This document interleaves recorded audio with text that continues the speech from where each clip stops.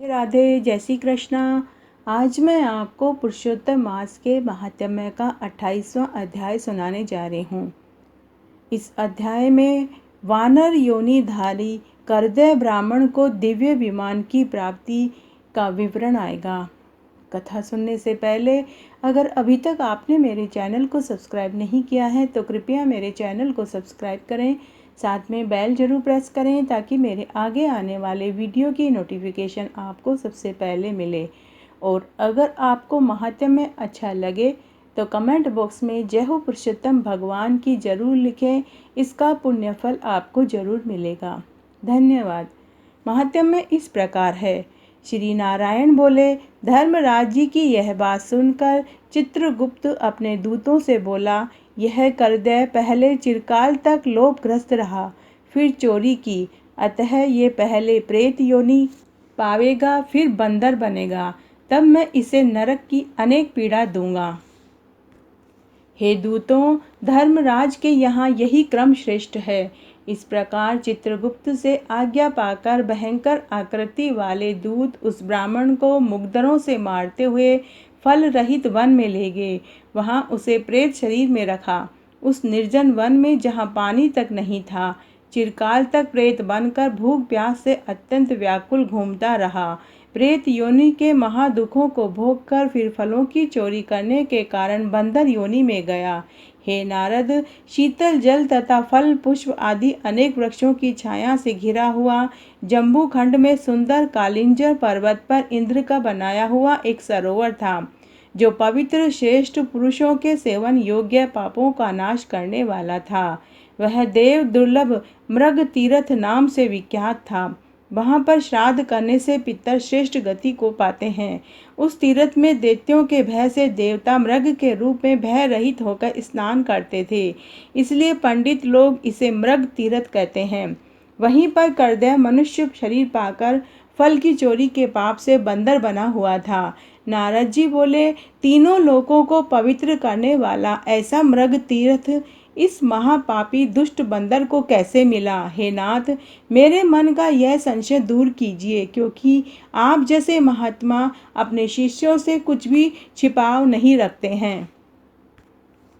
सूत जी बोले, हे ब्रह्म ऋषियों, इस प्रकार नारद जी के पूछने पर तपोनिधि नारायण उनका सत्कार करते हुए अति प्रसन्न होकर बोले। श्री नारायण ने कहा कि चित्रकुंडल नाम का एक धनाढ्य वैश्य था। उसकी तारका नाम की परम सुंदरी पतिव्रता स्त्री थी। दोनों ने पवित्र पुरुषोत्तम मास का व्रत किया। पुरुषोत्तम मास के बीतने पर जब अंतिम दिन आया तो चित्रकुंडल ने सपत्नीक श्रद्धा भक्ति से उद्यापन किया। उद्यापन विधि करने के लिए वेद वेदांग के जानने वाले सुचरित ब्राह्मणों को सपत्नीक आमंत्रित किया। हे नारद जी, वहां धन के लोभ में करदय ब्राह्मण भी पहुंच गया। उद्यापन विधि पूर्ण होने पर चित्रकुंडल वैश्य ने सपत्नीक ब्राह्मणों को बहुत सा धन और दान देकर अत्यंत प्रसन्न किया। उन सबको प्रसन्न करके अन्य ब्राह्मणों को भूयसी दक्षिणा दी। उसकी दी हुई भूयसी दक्षिणा से दूसरे ब्राह्मण संतुष्ट होकर अपने अपने घरों को चले गए, किंतु अत्यंत लोभी करदय रोता ही रहा और चित्रकुंडल के आगे खड़ा हो गया और विनय पूर्वक गदगद वाणी से बोला कि हे वैश्य राज चित्रकुंडल, आपने जैसा पुरुषोत्तम मास का व्रत विधि विधान से किया वैसा आज तक कहीं भी किसी ने नहीं किया। आज आप कृतार्थ हो गए। आप सब प्रकार से भाग्यवान हो जो आपने अत्यंत भक्ति से पुरुषोत्तम मास का व्रत किया। आपके पिता और माता धन्य हैं जिन्होंने आप जैसे हरि भक्त पुत्र को उत्पन्न किया। यह पुरुषोत्तम मास धन्य से भी बढ़कर धन्य है, जिसके सेवन से इस लोक और परलोक का फल प्राप्त होता है। हे वैश्य, आपकी इस महान पूजा को देखकर मैं चकित हो गया। अहो, निसंदेह आपने महान कार्य किया होगा और अन्य ब्राह्मणों को भी बड़े आदर से भूयसी धन दान दिया है। हे दाता, आप मुझ भाग्यहीन को क्यों नहीं देते? ऐसा कहने पर करदय को भी वैश्य ने खूब सारा धन दे दिया। उस धन को करदय ब्राह्मण ने घर ले जाकर पृथ्वी में गाड़ दिया। इस करदय ने अपने वहां श्री पुरुषोत्तम की पूजा देखी, दूसरे धन के लोभ से पुरुषोत्तम मास की प्रशंसा भी की। पूजा देखने और पुरुषोत्तम मास की स्तुति करने से धन का लोभी करदय मृग तीर्थ को प्राप्त हुआ। सूति जी बोले, दर्शन और स्तुति करने से दुष्ट कर्दय ब्राह्मण को वानर की योनि में श्रेष्ठ तीर्थ का वास मिला। हे द्विजों, जो मनुष्य श्रद्धा से पुरुषोत्तम मास का व्रत तथा पत्नी सहित दर्शन एवं स्तुति करते हैं, उनके पुण्य का कहना ही क्या है। नारद जी बोले, हे ब्राह्मण, अब ये बताइए कि उस वन में जहाँ श्रेष्ठ शीतल जल था, घने छाया वाले फल फूलों से युक्त मनोहर वृक्ष थे, उनसे शोभित उस वन में रहने का क्या कारण था। श्री नारायण बोले, हे नारद जी, तुम्हें सुनने की इच्छा है तो मैं अवश्य कहता हूँ, ध्यान से सुनो। इसमें कुछ कारण हैं जिनके सुनने से पाप नष्ट हो जाते हैं। सब अर्थों के फल को देने वाले रामचंद्र जी जब समुद्र में सेतु बनाकर रावण को मारने गए तो रामचंद्र जी ने विभीषण को छोड़कर सब राक्षसों को मार डाला। उसके पश्चात अग्नि में शुद्ध कर जानकी को अंगीकार किया। तब रावण के मरने से प्रसन्न हो ब्रह्मा, शिव, इंद्र आदि देवताओं ने कहा कि हे रामचंद्र जी, आप वर मांगिए। इस प्रकार सब भक्तों को अभय करने वाले रामचंद्र जी बोले कि हे देवताओं, जो मुझे वर देना चाहते हो तो मेरी बात सुनो। यहाँ पर जितने भी शूर वीर वानरों को राक्षसों ने मार दिया है, उन सबको मेरी आज्ञा से अमृत वर्षा करके शीघ्र जीवित कर दो।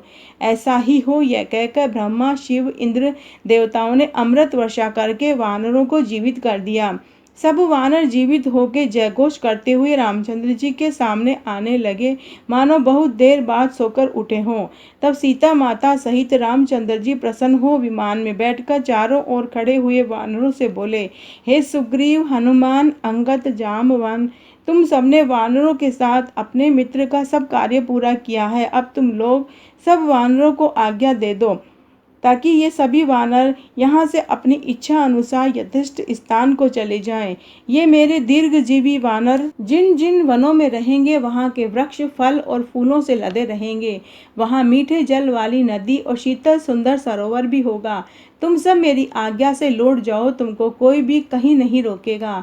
अतः राम जी के प्रभाव से जहाँ जहाँ वानर रहते हैं, वहाँ के वन में मीठे जल वाली नदी, सुंदर जल वाले सरोवर और पुष्प तथा फलों से युक्त पत्तों वाले महावृक्ष होते हैं। परंतु पूर्व जन्म के कर्मानुसार सुख दुख को जहाँ प्राणी जाकर रहता है, वहाँ भी उनका पीछा लगे रहते हैं, क्योंकि बिना भोगे हुए कर्मों का नाश नहीं होता, ऐसी वेद में आज्ञा है। श्री नारायण बोले, यह कर्दय ब्राह्मण वानर योनि पाकर पर्वत तुल्य बढ़ गया और भूख प्यास से व्याकुल वन में घूमने लगा। उसके मुख में जन्म से पित्त के प्रकोप से घाव हो गए। उस घाव से खून आनी बहता रहता था, जिसकी पीड़ा के कारण वह कुछ खा नहीं पाता था। चंचलता वृक्षों से श्रेष्ठ फलों को तोड़कर वह मुख के पास ले जाकर फेंक देता था। उसमें पीड़ा के कारण किसी जगह ठहरने की सामर्थ्य नहीं थी। एक वृक्ष से दूसरे वृक्ष पर जाता और सोचता कि मेरी मृत्यु हो जाए तो अच्छा है। एक समय वह वृक्ष से पृथ्वी पर गिरा और अत्यंत दुखी हो विलाप करने लगा।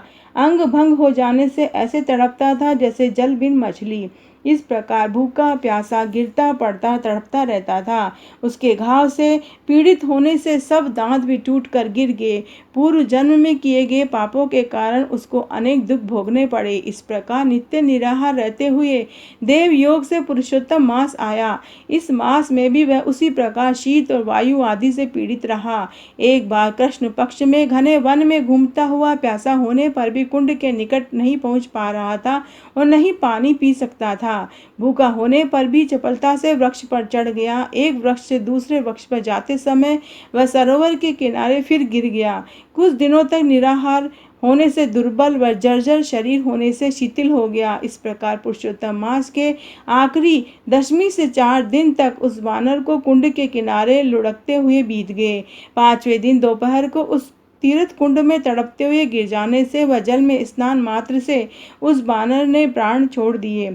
कुंड में शरीर त्यागने और पाप रहित हो जाने से उसने तत्काल सुंदर आभूषणों से सुसज्जित हो शरीर धारण किया और नीलकमल के समान श्याम वर्ण, करोड़ों कामदेव के समान सुंदर चमकते हुए रत्नों का मुकुट, सुंदर मकराकृत कुंडल पहने, पवित्र पीताम्बर, कटी में रत्न जटित मेखला, बाजूबंद, कंकण, अंगूठी, हार से शोभित, नीले टेढ़े चिकने बालों से शोभित हुआ। उसी समय वहाँ एक वैष्णव विमान आया जिसमें भेरी, मृदंग, नगाड़ा, वेणु, वीणा आदि बज रहे थे। अप्सराएं नाच रही थी, गंधर्व और किन्नर गा रहे थे।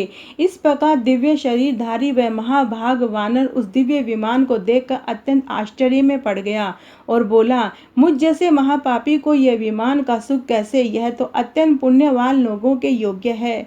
उसके पश्चात चंद्रमा के समान कांतिवान एक अप्सरा उसके ऊपर छत्र लगाकर खड़ी हो गई। दो अप्सराएं बड़े आनंद से दोनों ओर चवर ढुराने लगी। कोई हाथ में पान लेकर खड़ी हो गई तो कोई उसके सामने नाचने लगी। कोई गंगा जल से भरी सोने की झारी हाथ में लेकर खड़ी हो गई। कुछ हाथ में हाथ दिए उसके सामने गाने बजाने लगी। ऐसा ऐश्वर्य देखकर वह चित्र लिखित सा हो गया। मुझे दुष्ट बुद्धि पापी के लिए ये सब क्या है? मैंने तो कुछ भी सुकृत नहीं किया जो मैं हरि भगवान के लोक को पा सकूं। श्री नारायण बोले, ऐसा सोचते सोचते वह देवलोक से आए हुए उस दिव्य विमान को देखकर आश्चर्य में पड़ गया। तब हरि के पार्षद उस बंदर योनिधारी शरीर को छोड़कर करदे ब्राह्मण के मन की बात समझकर नम्रता पूर्वक उसके चरणों में नमस्कार करके हाथ जोड़कर आगे खड़े होकर सुंदर वचनों में बोले, तो आज मैंने आपको पुरुषोत्तम मास के महात्म्य का 28वां अध्याय सुनाया। अगर आपको ये पसंद आता है तो अपने दोस्तों और रिश्तेदारों में ज़्यादा से ज़्यादा शेयर करके पुण्य कमाएं। धन्यवाद।